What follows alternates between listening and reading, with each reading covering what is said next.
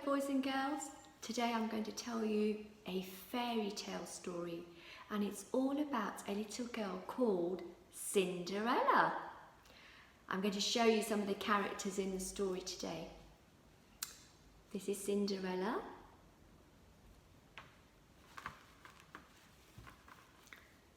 These are her two ugly sisters.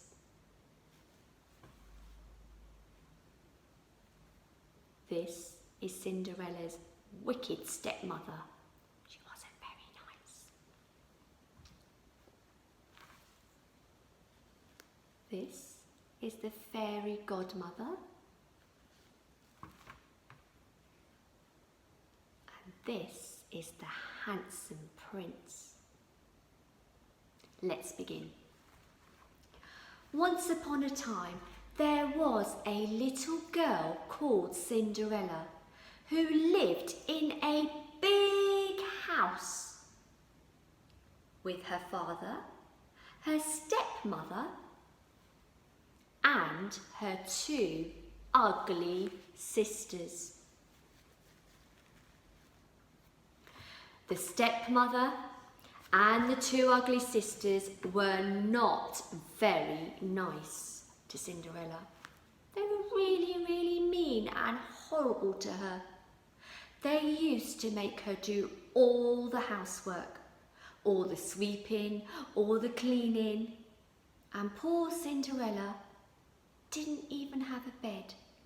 She had to sleep by the fire. When all the ash came down, all the black went onto her clothes. She was very dirty, and that's why they named her Cinders. One day, an important messenger knocked on their door. He had brought an invitation from the palace. It was from the prince. And the prince was inviting all the beautiful girls in the land to his ball. He wanted to dance with the most beautiful lady, and then he would decide who he was going to marry. The stepsisters were so excited. "We're going to the ball at the prince's palace," they said. "What shall we wear?" "Oh, I think I'm going to wear my beautiful dress, the big, beautiful ball gown, and I'm going to do my hair too, and put some lovely clips in there." Poor Cinderella just looked. She wished that she could go to the ball too, but she was not allowed.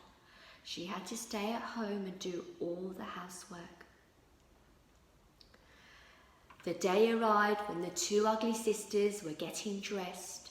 They were in their beautiful ball gowns, all ready to go to the ball. They left Cinderella behind. Poor Cinderella sat by the fire crying. And then she heard a little voice. "Whatever is the matter, my dear?" Cinderella turned around, and there, in front of her, was a fairy godmother. "I am your fairy godmother," she said to Cinderella, "and I will grant you a wish to go to the ball." Cinderella was so excited. The fairy godmother said to her, "Go and fetch me the largest pumpkin you can find." Cinderella went off into the garden and she came back with a very large pumpkin. The fairy godmother used her magic wand and she turned it into a beautiful coach, like a carriage. with wheels. It was so sparkly. Cinderella was so surprised. Now, she said, go and fetch me a mousetrap. Off Cinderella went. She got a mousetrap. The fairy godmother used her wand again, and she changed it into 6 beautiful white horses that would pull the coach. Cinderella looked on. Now, she said, go and fetch me a trap for a rat. Cinderella went off. She went and got a trap for a big rat, and the fairy godmother used her magic wand and changed it into the smartest coachman that there was. He was so elegant, dressed in a beautiful uniform, ready to take Cinderella to the ball. Cinderella looked at her clothes. She said, I do not have any beautiful clothes like my sister. Well, said the fairy godmother, go and fetch me 2 lizards from your garden. So Cinderella went off. She came back with 2 lizards, gave it to the fairy godmother, and the fairy godmother waved her wand.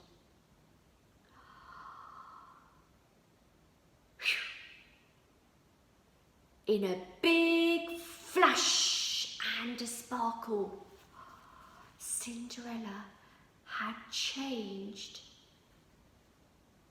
into a beautiful looking girl. She had the most wonderful clothes on. Thank you, she said to the fairy godmother. Now, said the fairy godmother, you may go to the ball, but remember, when the clock strikes midnight, you have to come home. Otherwise, everything will turn back to the way it was. So the pumpkin would change back, the mice would change back, the lizards would change back, and the rat. Cinderella got into the coach, and the coachman and the white horses took her to the palace. When she arrived, she saw the prince standing there. He looked at her and he was amazed by her beauty.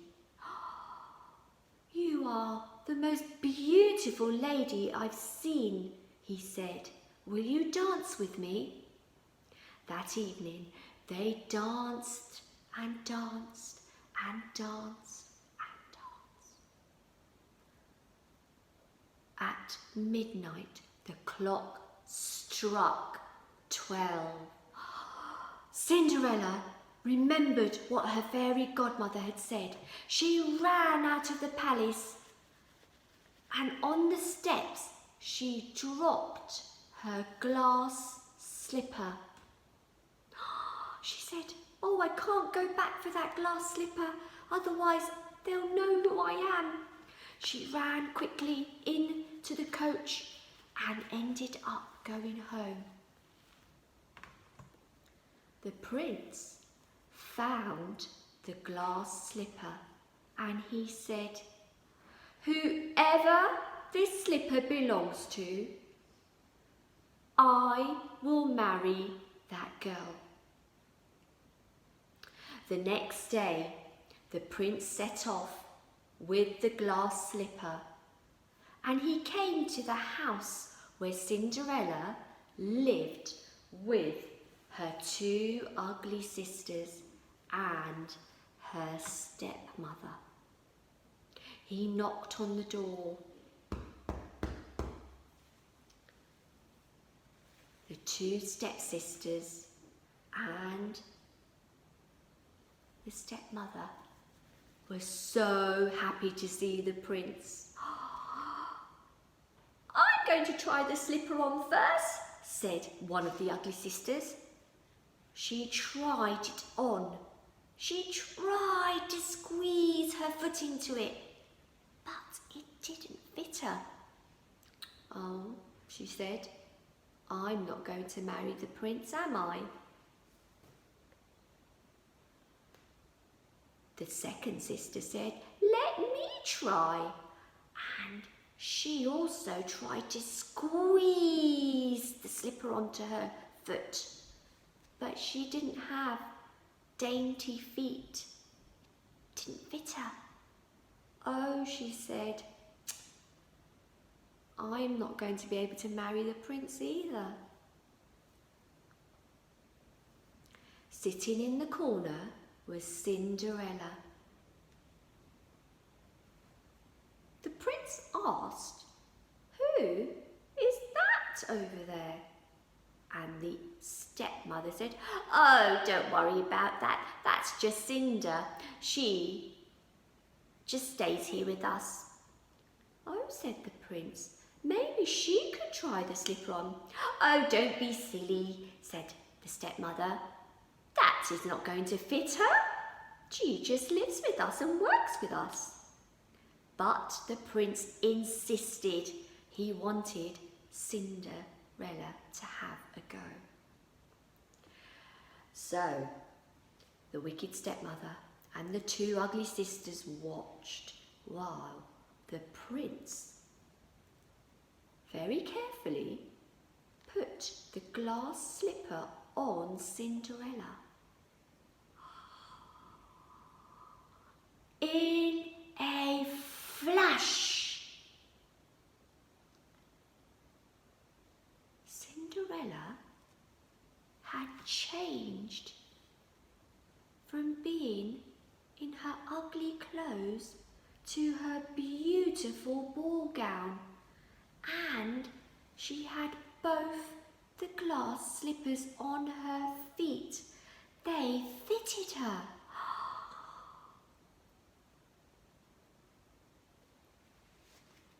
The ugly sisters and the stepmother were very shocked and very angry. "Oh," they said,